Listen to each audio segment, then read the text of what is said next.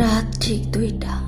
অনি দরজাটা খুলল, আর তখনই শীতল হাওয়া ঢুকে পড়ল ঘরে, ঠিক ধোয়ার মতো। দরজা খুলতেই একটা মেয়ে দাঁড়িয়ে আছে। অদ্ভুত ভয়ানক তার চেহারা, ঘুটঘুটে কালো চোখের রক্ত পিপাসু চাহনি। সে তার রক্ত মাখা কাপা কাপা ঠোঁটে বলে, আমি কি ভিতরে আসতে পারি?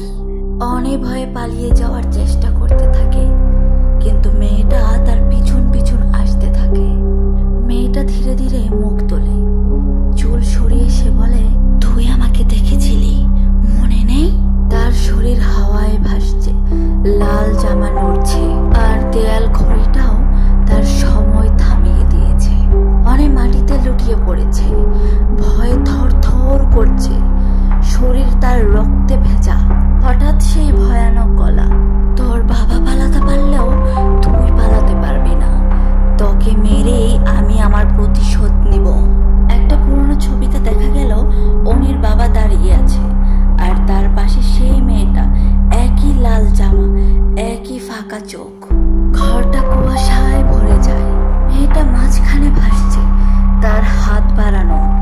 অনি চিৎকার করতে চায়, কিন্তু গলা দিয়ে কিছুই বের হয় না। তার কাঁধে ঠান্ডা হাত। পেছনে তাকাতেই মেয়েটা মুখ খুলে চিৎকার করে ওঠে, তোর সময় শেষ। সব অন্ধকার, শুধু একটা লাল জামা ভাসছে, জামার নিচে কেউ নেই। সকালে দেখতে পাই ঘর ফাঁকা, এলোমেলো, যেন এক ধ্বংসস্তূপ, কত বছরের পুরনো ঘর।